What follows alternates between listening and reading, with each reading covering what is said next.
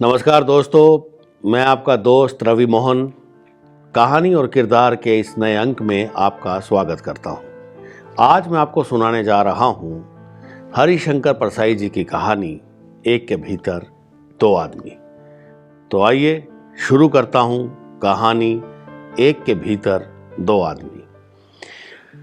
वे मेरे मित्र हैं, परम मित्र।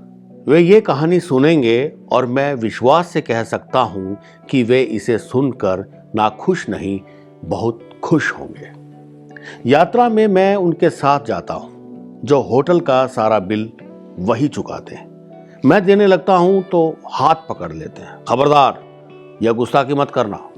वे सैकड़ों रुपए मेरे पर खर्च कर देते हैं, पर मैं कभी उनसे 10 रुपए भी मांगूं तो कहते हैं, कहाँ रखे हैं यार पैसे, हम अपने लिए तो दवा के पैसे नहीं जुटा पा रहे हैं, तुम्हें कहाँ से 10 रुपए दे दें। अब यूं तो मैं घंटे भर उनके पीछे पड़कर 10 रुपए उनसे ले लेता हूं और मैं उठकर कहता हूं, ठीक है, अब किसी और शहर में जाकर रहना पड़ेगा, यहां हमें कोई 10 रुपए देने वाला भी नहीं है। तो जेब में से नोट निकाल कर वे कहते हैं, क्या फालतू बातें करते हो यार, ये लो।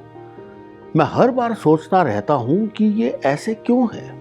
सैकड़ों रुपए मेरे ऊपर खर्च कर देंगे पर थोड़े से पैसे के लिए मना कर देंगे। सुना है बनिया मंदिर में भगवान का मुकुट बनवा देगा पर किसी को नगद एक पैसा भी नहीं देगा।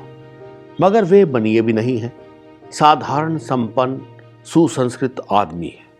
पर यह मामला क्या है, ये किस तरह का चरित्र है। वे और हम दो मित्र उनकी कार में एक लंबी यात्रा पर जा रहे थे।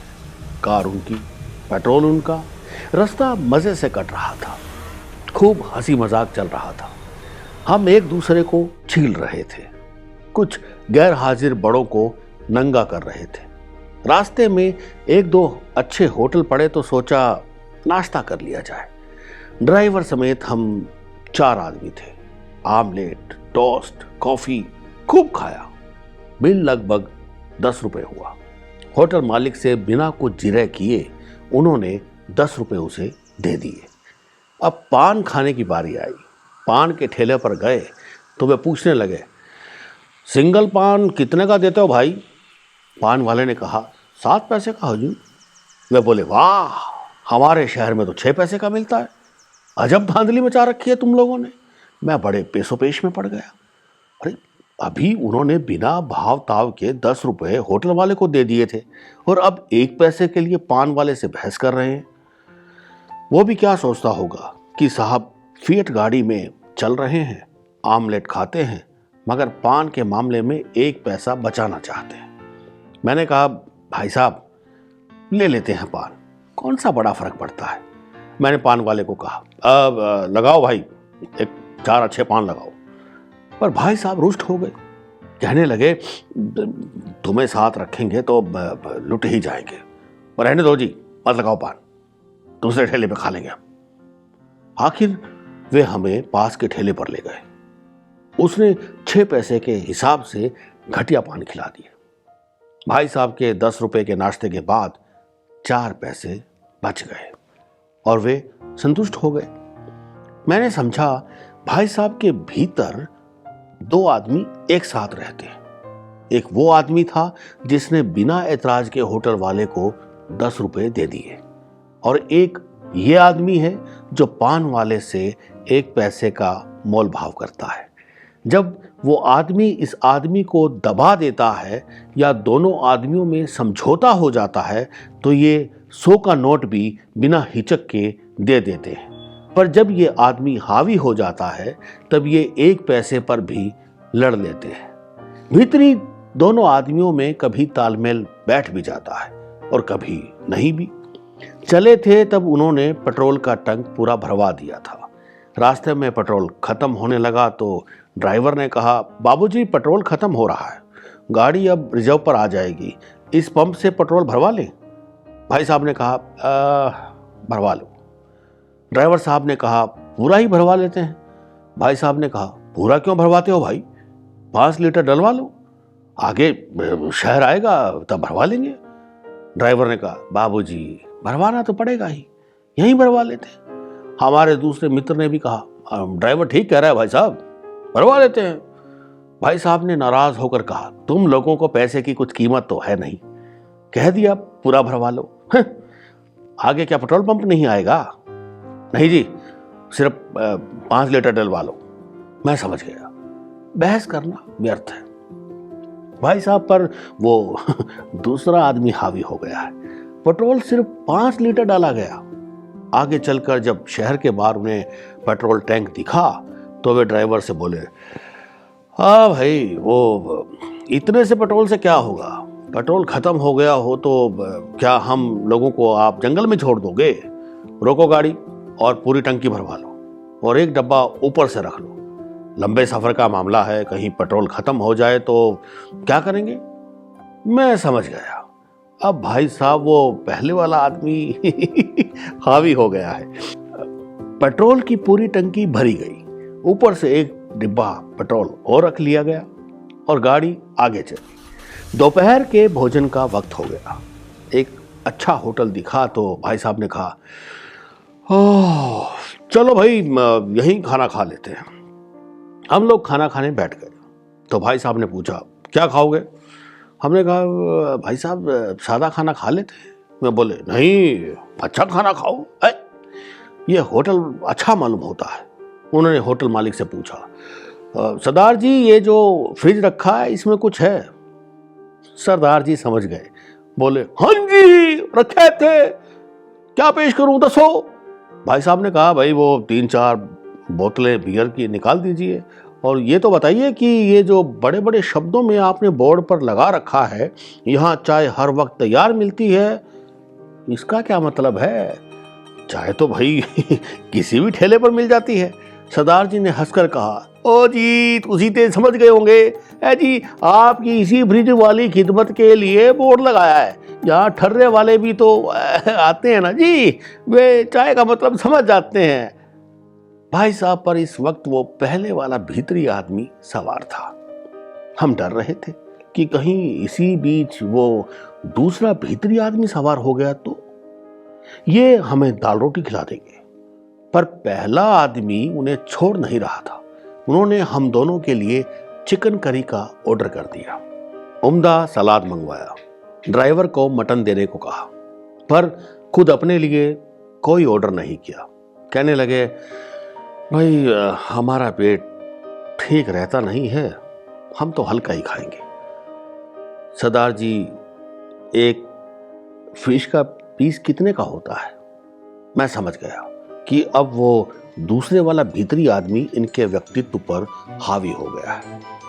सरदार जी ने कहा, ओ एक पीस तो जी 60 पैसे का होता है। भाई साहब ने कहा, बड़ा महंगा है।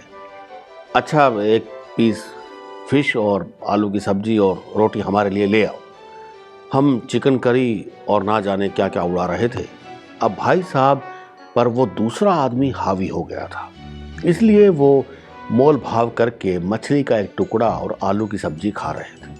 भोजन के बाद उन्होंने बड़े बिल का पेमेंट किया, पर जब पान खाने पहुंचे तो वो दूसरा आदमी ऊपर आ गया और वे पान के ठेले वाले से पान का मोल भाव करने लगे।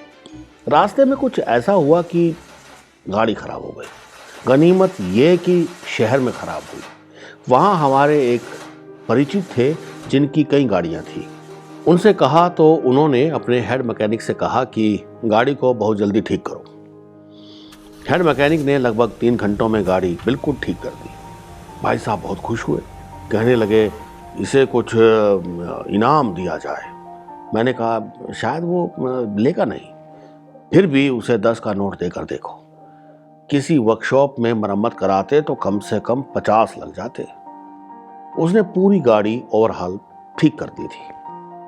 भाई साहब ने गुस्से से मेरी तरफ देखा। मैं समझ गया वो दूसरा आदमी उन पर हावी हो गया।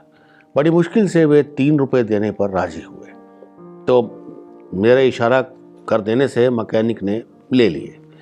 पर इसके बाद ही वो पहला आदमी उन पर हावी हो गया। वे मैकेनिक से बोले, आपने बहुत बड़ा काम किया है हमारा, आप ना होते तो हम बड़ी मुसीबत में पड़ जाते। अब आप हमारे साथ ही खाना खाइए। और जिस मैकेनिक को 2 रुपये देने में वे आनाकानी कर रहे थे, उसे 3 रुपये का बढ़िया खाना खिला दिया। तब उनके भीतर का वो पहला आदमी ऊपर आ गया था।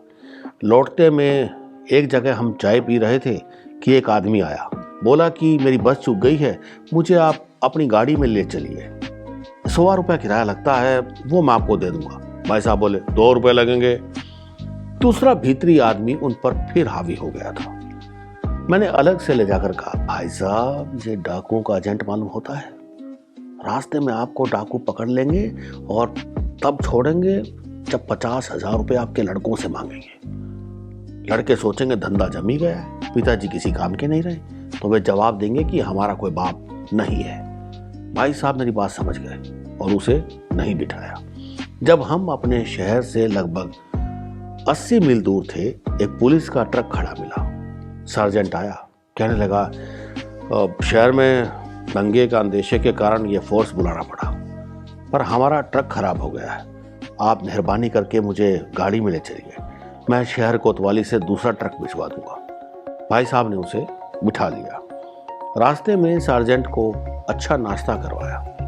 कार भाई साहब के घर पहुंची। मेरा घर तो 4 कदम पर ही था, कोतवाली आधा मील दूर थी।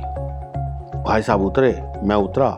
सार्जेंट सोच रहा था कि गाड़ी उसे कोतवाली पहुंचा देगी, पर भाई साहब उस सार्जेंट से, जिसे 80 मील से ला रहे थे, बोले अब आप यहाँ से रिक्शे में चले जाइए। सार्जेंट को बड़ा अजीब लगा, उसका चेहरा बहुत दीन और अपमानित था। मैंने भाई साहब के कान में कहा, इसे 80 मील से लाए हैं, आधा मील में क्या फर्क पड़ता है भाई साहब, ड्राइवर से कहिए छोड़ आएगा। भाई साहब ने कहा, तुम्हारा क्या है, हमारा तो 1 मील का पेट्रोल फूक जाएगा। वो दूसरा भीतरी आदमी उन पर सवार हो गया था, पर वो जल्दी ही उतर गया और उन्होंने सार्जेंट को कोतवाली कार में भिजवा दिया। तो दोस्तों, ये थी हरिशंकर परसाई जी द्वारा लिखित कहानी एक के भीतर दूसरा आदमी। मैं अपनी पूरी टीम की तरफ से हरिशंकर परसाई जी का धन्यवाद करता हूँ। मुझे आशा है कि आपको ये कहानी ज़रूर पसंद आई होगी। आपसे निवेदन है कि आप हमारे चैनल राज कला मंच को सब्सक्राइब करें और अपने सुझाव कमेंट बॉक्स में ज़रूर लिखें। तो दोस्तों, मिलते हैं कहानी और किरदार के अगले अंक में एक नई कहानी के साथ। तब तक के लिए धन्यवाद।